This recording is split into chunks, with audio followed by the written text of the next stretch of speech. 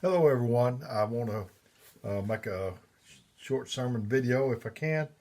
I'm going to be reading one verse in 1 Corinthians 12:31.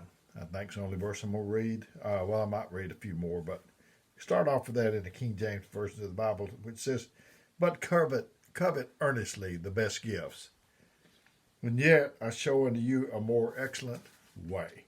That's what I want to be talking to you about, is the more excellent way.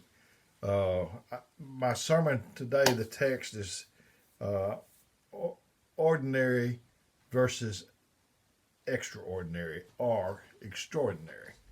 I've been doing the verses series right now, and I want to do this one. Let me read this other, and then we'll go on. It's Romans 12:1 and 2. In the King James Version of the Bible, "I beseech you, therefore, brethren, by the mercies of God, that you present your bodies a living sacrifice, holy and acceptable unto God, which is your reasonable service. And be not conformed to this world, but be you transformed by the renewing of your mind, that you may prove what is that good and acceptable and perfect will of God." A more excellent way, extraordinary, ordinary. The more excellent way.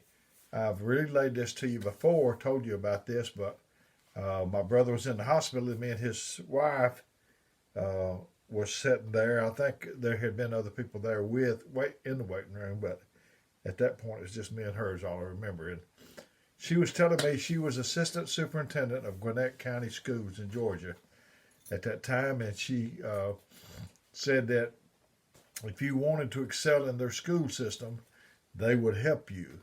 They would get you a tutor. They would whatever. If you was on a football team, and they had great football teams in athletics, was my understanding. She said that there would be somebody meet you in the weight room at 6:30 in the morning, or whatever time you wanted to meet, because they wanted you to excel. God wants us to excel. There's more for us. He don't want us to settle for mediocre. And she said if you wanted to do better in academics, they would get you a tutor, and they would meet you down there at the 6:30 or whatever. So if you want to do better and you tell God about it, He'll send you that more excellent way.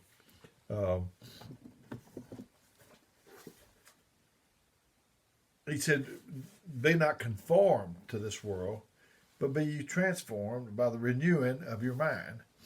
You can't go on with the mind you got. You got to get a new mind. Uh, you can't. You can change your calendar. You can change this and that and other. Your hairstyle or whatever. If you got hair, I don't hardly have much, but you got to change your mind. That's what you got to change. You see a caterpillar crawling on the ground, a little worm. There's nothing about that caterpillar that will let you know that it's going to be a beautiful butterfly. It's transformed into that. I heard a story about, they take their little cocoons and they'll attach it on the underside of something. And it's a process that they're developing. And a man, he saw that. He saw that little butterfly on the inside of the cocoon, and it was struggling to get out, and he thought he'd help it. So he cut a little space there so it could get on out.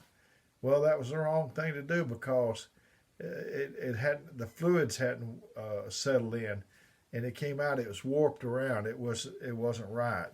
It needed that time of development. Transformed from ordinary to extraordinary. You can be transformed from ordinary to extraordinary.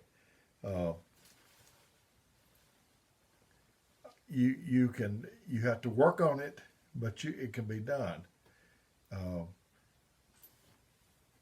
Life is short. We're only allotted so much time in this thing to make our mark. So that's all the more reason to me for us to get focused. I hate I'm putting this book down, taking it back up, but anyway, we're only got a certain amount of time. It's like we used to have a fill in the blank, and it's like you taking this test, and the teacher's going to ring a bell when the time is up, and you have to turn your paper in. Whatever ones you haven't answered, you haven't answered. Life is full of these questions that needs answers. They're fill in the blank, and he's going to ring the bell. And I want to fill in all these blanks before the bell rings for me to go. So time is just tick, tick, tick, tick. It's precious. We got to use it. So we got to stay focused. Got to stop producing things that don't make your soul sing.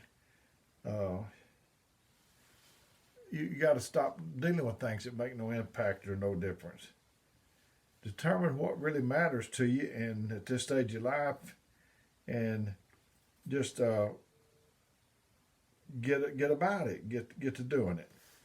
I don't think I told you this yet, but I remember old Superman. He was Clark Kent. He was had those horn rim glasses. He worked in an office with Lois Lane, and I forget what the rest of his name was, but he was just a nerd, and they didn't pay no attention to him.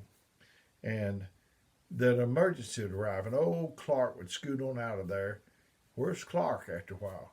Well, he had went to the phone booth, and he would take, he had his Superman suit on up underneath his, what he wore to work, and he'd just take the outside off, and there he was Superman, transformed.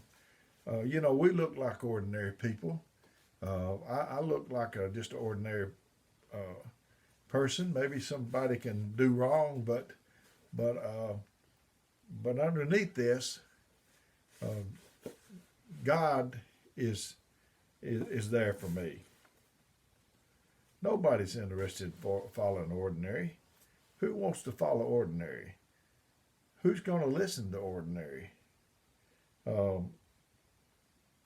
Ordinary people just become invisible people. Jesus kind of calls them the salt of the earth. And he talks about the salt lost its savor.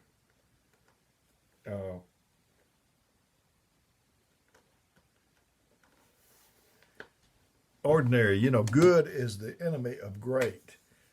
So many people settle for good, and they don't try to go on to great. There's another level. Every level has a new devil, that's for sure. But there's another level up there. You just hadn't seen it yet. I know I've told you the story about my grandson, Grant Gaines. He was about 4 years old, so I think 5. And he'd stay with me, and he was a rocket socket action type guy, and he'd wear me out. And I just wanted to sit down and ask him. I said, is there anything we can do we can just sit down? I didn't sit with him. He wanted action, and no. And I said, can we play school? I didn't know what we were going to do. I just thought if I could sit down and I'd make it up as we went, and it would be good. But I said, did you bring anything in that bag that your mother packed that we could just sit down? He said, Nintendo. I didn't know much about it, but I said, drag it out here. And 5 years old or whatever he was, he hooked that thing up to the TV, and he said, oh, I'm going to put it on 2 players. I said, fine. He said, I got 2 controllers. You go first. He said, just make him go this way. Just make him go this way. Just make him go this way. Just make him go this way. Just make him jump.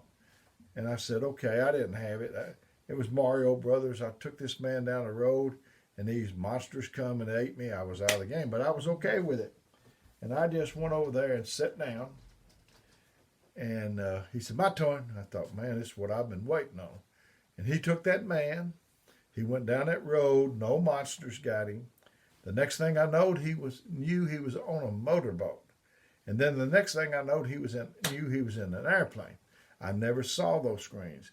Brothers and sisters, friends out there are screens that we're not seeing. There's more screens than what we have seen so far. But the ordinary is not going to see those screens. There's good, better, and best. If you're too casual, you might become a casualty. Just okay is not okay. You saw the commercial about the surgeon, and they said the surgeon was okay, and he said, okay? The patient says, is he just okay? If you're a pilot and you're good at takeoffs, but you're not too good at landings, That's not okay. We want people that's excellent. That's what I want. That's what you want. That's what we deserve.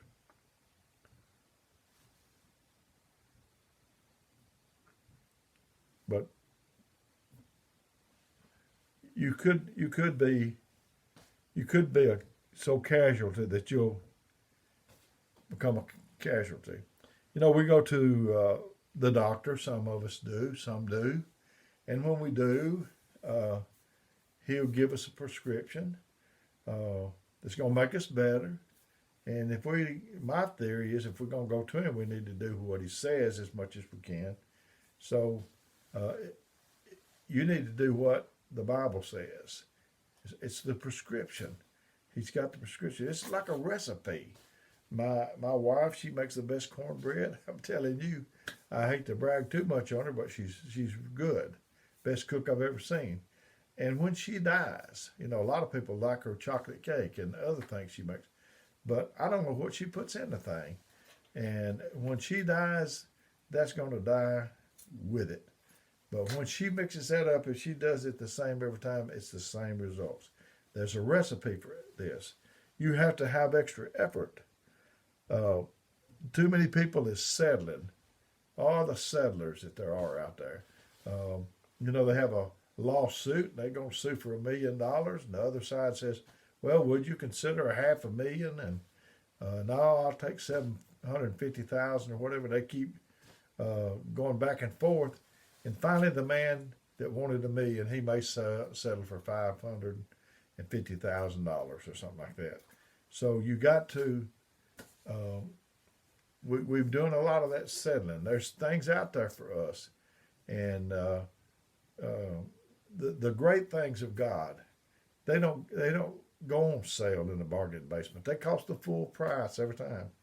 As a matter of fact, you have to have extra effort to get to them. Not just extra. You got to be extraordinary, and you got to have extra effort. The cemetery, I've told you before, is the richest place that I know of. It's richer than Fort Knox. It's richer than the gold mines. Because in the cemetery, there's people that had talents that we'll never see. Songs that was beautiful that we never heard sung. Sermons that they could preach and we never heard them. And they just sold themselves short. They just settled. So I'm trying to get you not to settle. This is our birthright. Don't be like Esau and sell your birthright. This belongs to us. It's our inheritance to get to pass on to our children and their children. So I want to be extraordinary. I want you to be extraordinary, and I don't want us to settle for less. Because if we do, by the time it gets down to our children and their children, they're not even gonna recognize it as we had it and as we saw it. So may God bless you is my prayer. My phone number is 256-508-4410, and you can call or text me. I might not get back to you right away, but the reason I'm giving this number out to you is because I care about you. Who are you talking to, brother? I'm talking about whoever's listening to this. I care about you, and I want to help you as much as I can. And so may God bless you until we do this again.